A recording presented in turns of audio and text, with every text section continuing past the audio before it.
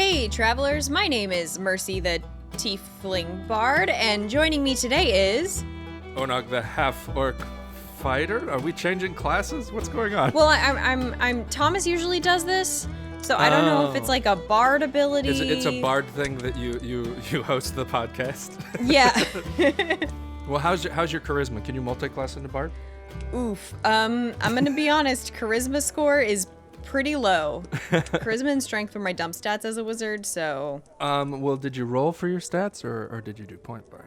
I sort of did a combination of both where I rolled for my stats, but then if I got one I didn't like, then I just put as many points into it as I felt like. Oh, okay. That's kind of how I prefer to do it. That's like my homebrew way of Your of homebrew choosing way my is stats. just have as many points as you want. Yeah, I don't usually check with the DM or anybody else playing. That's just kind of like what I like to do.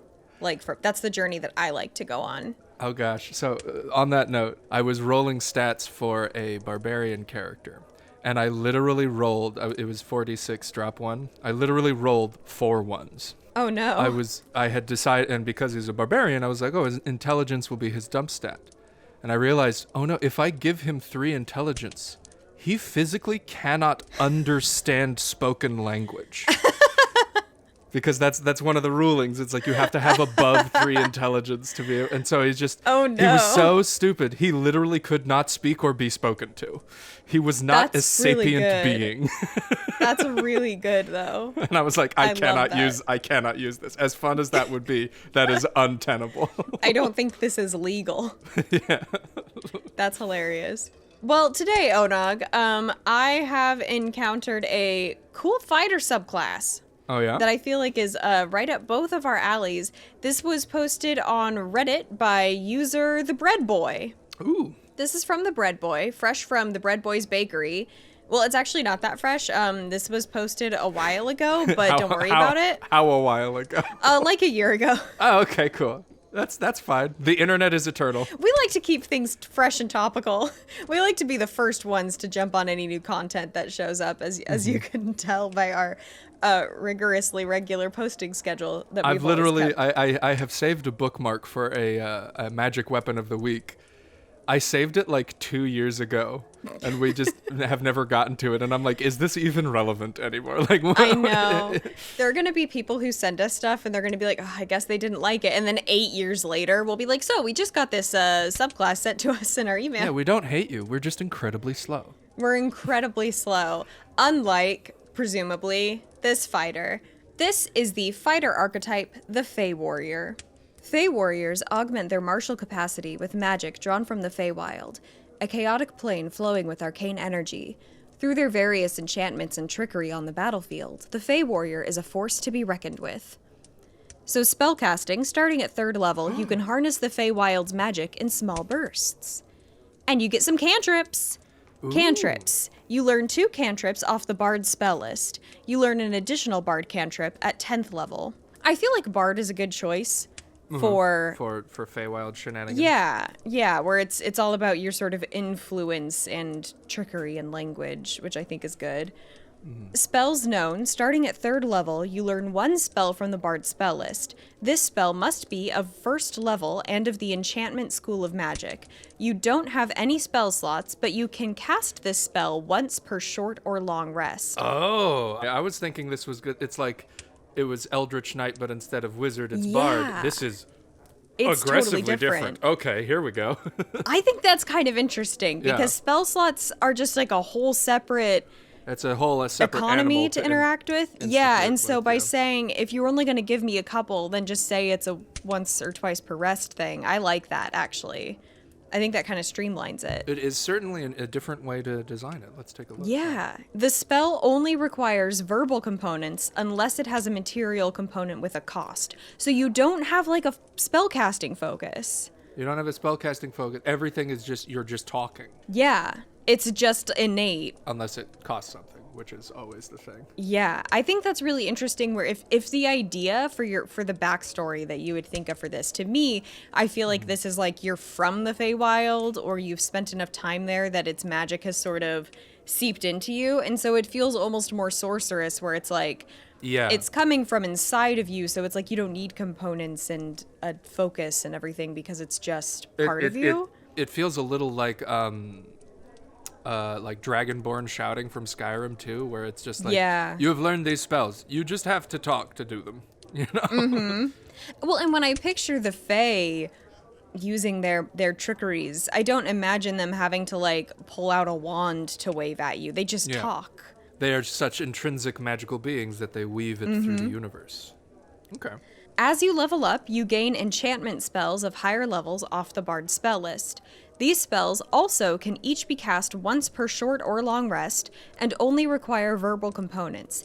At level 6, you gain a second level spell. At level 10, you gain a third level spell. At level 15, you gain a fourth level spell. And at level 20, you gain a fifth level spell. Okay. Every time you level up, you can switch out one of your spells for another enchantment spell of the same level from the Bard's spell list.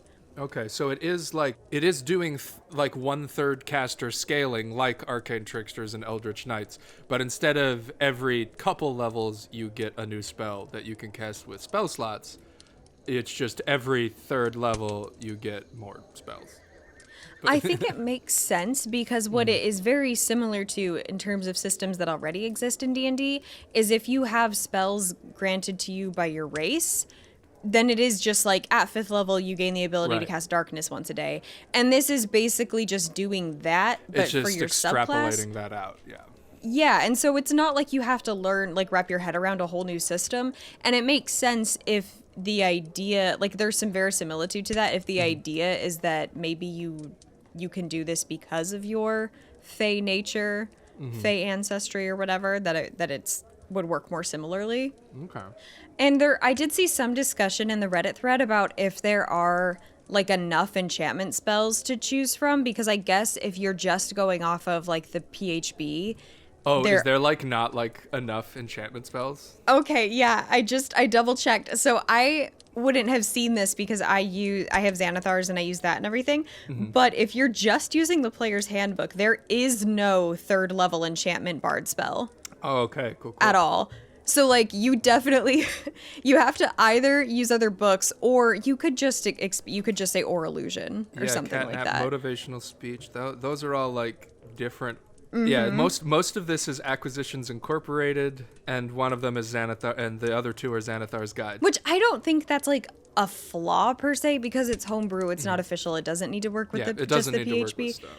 And so it's like, I mean, I think that the intention is probably just, well, you're using homebrew, you're probably fine with using other official content outside of the PHB. So then your spellcasting ability, charisma is your spellcasting ability for your spells, since the power of your magic relies on your will and ability to harness the magic of the Feywild. You use your charisma whenever a spell refers to your spellcasting ability. In addition, you use your charisma modifier when setting the saving throw DC for any bard spell you cast, and when making an attack roll with one. Spell save DC, 8 plus your proficiency bonus and your charisma modifier. Spell attack modifier, your proficiency bonus plus your charisma modifier. Okay. So it's like, you're not really a 1/3 caster. I think this is like the invention of the 1/4 caster. You don't really have spells.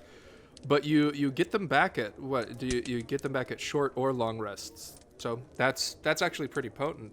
Once again, fighters just recharging on a short rest. That's a lot of different abilities to also recharge on a short rest. Yeah, I feel like it would make it so that you would not have to be very precious about your spells. Because that's always a struggle. If you're a spellcaster who gets it back on long rest, which is like most of them, I feel like that's a problem that you can run into, where I actually like having abilities come back on short rest more, because I think it encourages like more active play, because then you're not like, oh, but I should save that in case I need it later. You just use it because you're going to get it back pretty soon. All right. Fey Step. By harnessing the power of the Feywild, you gain an ability common among its residents. At 3rd level, you can cast the Misty Step spell once per short rest or long rest. You can cast it twice per short rest or long rest at 10th level, and 3 times at 18th level. Ooh, okay. Yeah. I think that's neat that by 18th level, you're just like zipping around. Yeah, and especially if you're like an Eladrin with the Fey-touched like feet, then you can teleport like 8 times a day or something like that. It is interesting though that like that they have the spellcasting ability, and then their other 3rd level ability is giving them another spell they can cast on a short rest. That is kind of interesting from a design perspective. But yeah, but it is. I mean, Misty Step is fun. Misty Step is a fun ability. I feel like Misty Step is very tied to the Feywild in D&D specifically. Well, yeah, especially with Eladrin, like the first Eladrin, which are just elves that didn't leave the Feywild. All of them have a teleport ability that is either basically Misty Step or is just Misty Step. When I built Mercy as a wizard who'd grown up in the Feywild, one of the reasons that I went with the School of Conjuration was the Misty Step ability. I mean, that wasn't the only reason, but that is part of it, where it's like that feels more Fey. That feels fancy and Fey. And then this is our third ability, I believe, that you get at 3rd level. Okay. Fairy Knight, also starting at 3rd level, the magic of the Feywild bleeds into your speech. You gain proficiency in Sylvan and one of Persuasion, Performance, or Deception. So you get to choose an extra skill proficiency, which is cool. Okay. Are there so it's other... kind of like there are other specifically fighter subclasses. I think Purple Knight gives you Persuasion at 3rd level. Or not at 3rd level. I think it like at 6th level you get it, but you also have like expertise in Persuasion at the same time. So also Samurai, I think, gives you a different ability checks or ability proficiencies. I think of bards and rogues as having like extra proficiencies, but I feel like they get most of those just like when you choose the class, right? Like not... Yeah, rogues just have it baked into their class. Some bards, like lore bards, get 3 extra proficiencies of basically any skill. Well, and like you said, additionally, you have advantage on any charisma ability check when speaking with Fey of any kind. Yeah, so it's just this is becoming the face of the Feywild, basically. You can cast at this level. You can cast a bunch of spells, and you can talk real good. Exactly. So Psychic Infestation, Oh. also starting at 7th level, Mind Gotta get that Scarring. checked out. Right? That's nasty. Also starting at 7th level, mind-scarring magic from the Feywild embeds itself into the target's mind even if they succeed on their saving throw against your magic. Whenever you cast a spell, you can pick one creature who succeeded on their saving throw against the spell. That creature takes 1d6 extra psychic damage every time you hit them with an attack until 1 minute passes. This effect stacks with itself. Okay, that's interesting. So it's a benefit for. So I guess that that's kind of true because a lot of enchantment spells at this level, particularly, but overall, are like they're what we in the biz call save or suck, or even it's like either they save against the spell and nothing happens, so you wasted your time casting the spell, or they fail and so like a hold person. I don't know if is that enchantment. I know. Hypnotic Pattern is an example of a save or suck spell, where you cast the spell and everyone in the spell's area has to make a wisdom saving throw or be charmed and incapacitated, and they don't get to make another save again. So with this, but the problem with those is like if everyone makes the save, then you didn't do it. Or if it's like a spell that targets only one creature, like Charm Person or something like that, then you gain no benefit from having expended your resources. Yeah. But this kind of gives you an incentive of like, hey, don't feel too bad, especially if you can't cast like for instance, like a 7th level wizard or a 7th level bard can cast Charm Person again. They have 4 1st level slots. But you can only cast Charm Person once per short rest. But this incentivizes you to keep using those abilities because even if they fail, then without a saving throw of any kind, they just get zapped by your psychic damage. That's kind of cool. Yeah, it's a fun consolation prize for the thing you wanted to have happen. It is. I think it's good design when something encourages you to use your abilities. When something makes you want to do the stuff that you can do, I think that's good design. I like it because 1d6 isn't too much, where it would feel unfair. Like if you succeed on your save, like if you were fighting a Fey Warrior and you succeed on your save, it doesn't feel like, dang, I should have just failed. Like this is worse. But it is still like punishing. Like it still sucks, but it's not so bad that it would have been better just to fail. So I think that's pretty well balanced, where it's satisfying and it's punishing, but it's not like better than the alternative. Well, and I do like that it stacks upon itself. So if you keep trying to expend your resources trying to mind control this guy with your different levels of spells, and they keep passing it, they're just slowly being driven insane by your resonant magic. I don't see if this scales at all, or if this it doesn't say so in this ability. So eventually though, like 1d6 psychic damage is just going to be I guess. I don't know. Right. It kind of depends on how everything shakes down with That's how true. frequently you're using abilities, what kinds of spells that they are, and the scenario you want to be using them in. But I love the design space for it, where it's just like if they fail, there is a different punishment that incentivizes you to continue using it. That's really cool. So, Fey Strike, starting at 10th level, your enchanting words flow seamlessly between your strikes. Whenever you cast a spell on your turn, you can make one weapon attack as a bonus action.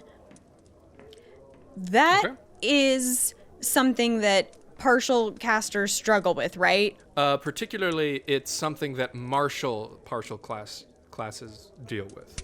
Where is it worth it to cast an action spell and fight, and fight on my next turn, or should I just fight on this turn? Paladins run into it a lot, and particularly Eldritch Knights run into that problem a lot. However, Eldritch Knights have a very similar ability to this. It's their 6th level ability, I believe, or something like that. Their 5th level ability. So somewhere around there, they get part of their multi-attack action. Whenever they use their action to cast a cantrip, they gain a bonus action attack. Because what Eldritch Knights want to do a lot of the time is take Booming Blade. Or like Green Flame Blade, because they get to make an attack action and they get the extra effects of the spell. Yeah. Cunning Defense. Starting at 15th level, your experience with the Feywild has sharpened your mind against magical threats, targeting both your mind and body. You are immune to the charmed and frightened conditions. Cool. Additionally, when you are subjected to a magical effect that allows you to make a saving throw to take only half damage, you instead take no damage if you succeed on the saving throw, and only half damage if you fail. Oh. So that only applies to magical effects. Not, dexterity saving throw because rocks are flying at you. Right, yeah. It is only magical effects, but it is all magical effects. Mm-hmm. It is every single thing that makes you make a saving throw that could potentially damage you.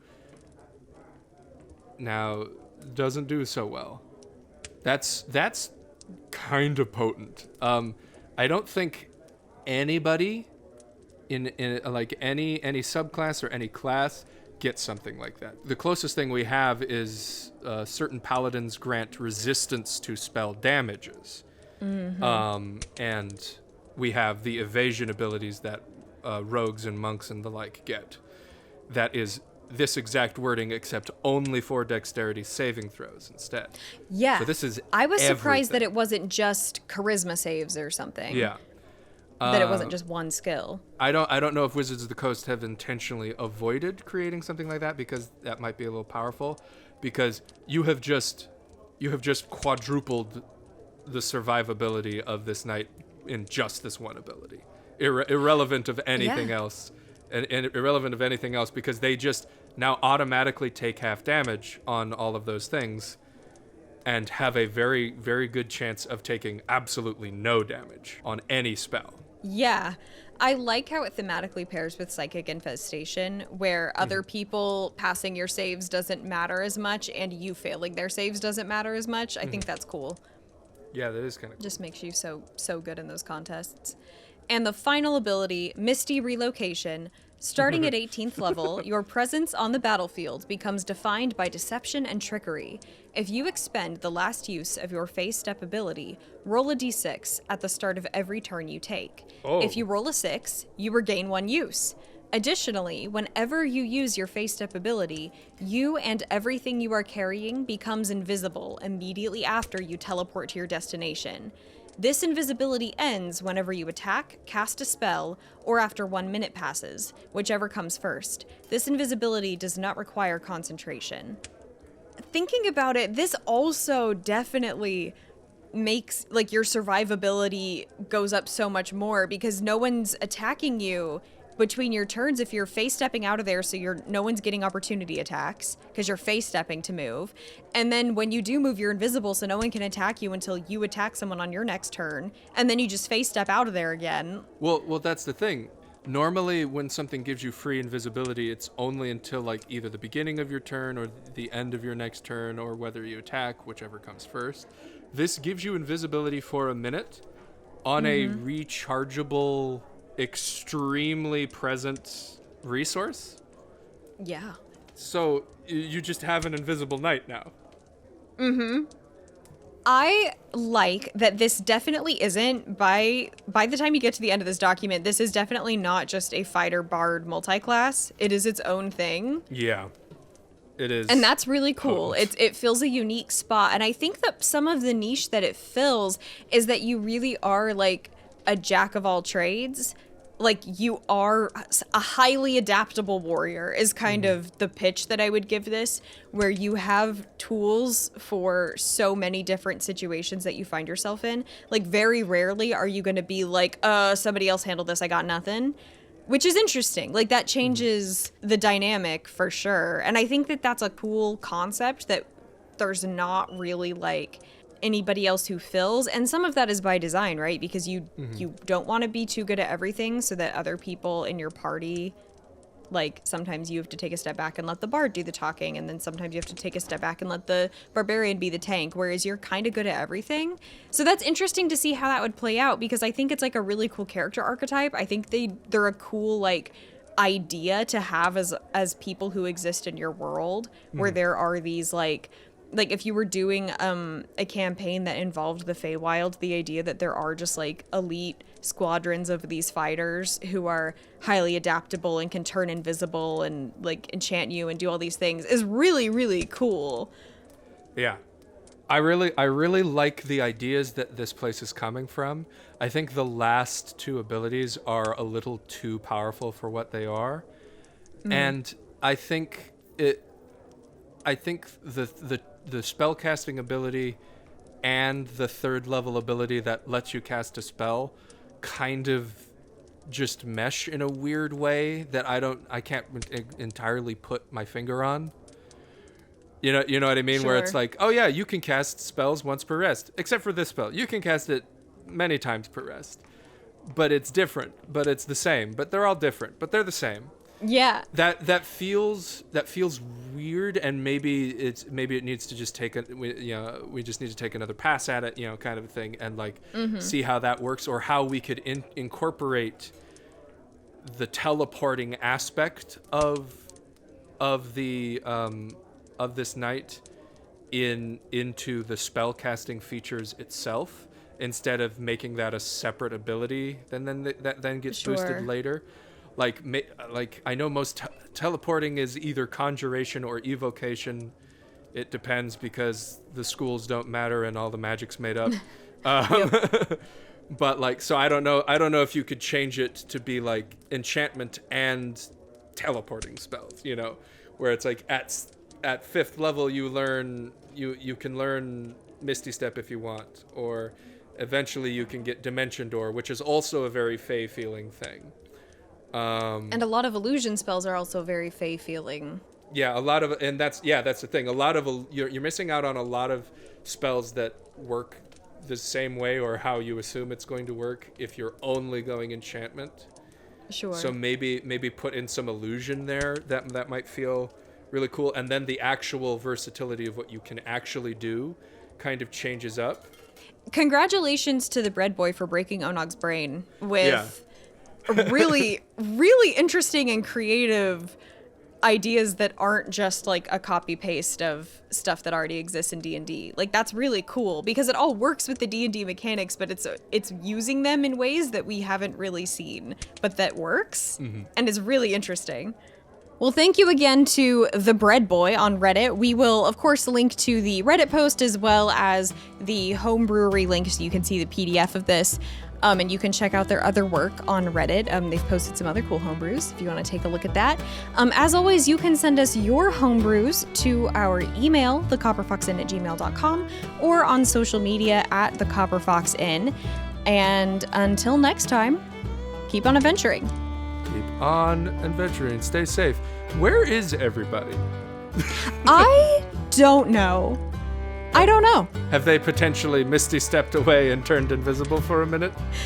Probably. I knocked on activating their it again? doors and nobody answered, so I peeked inside and there were just loaves of bread stuffed under their sheets. So, I don't know. Maybe the bread boy took them out. The bread boy took them away. That's the bread boy's calling card He leaves an entire loaf of bread. with a face drawn on it. Oh no. With It's fake terrifying. hair and so that the wizard guards don't know anything is missing. Yeah. All right. Bye. Bye.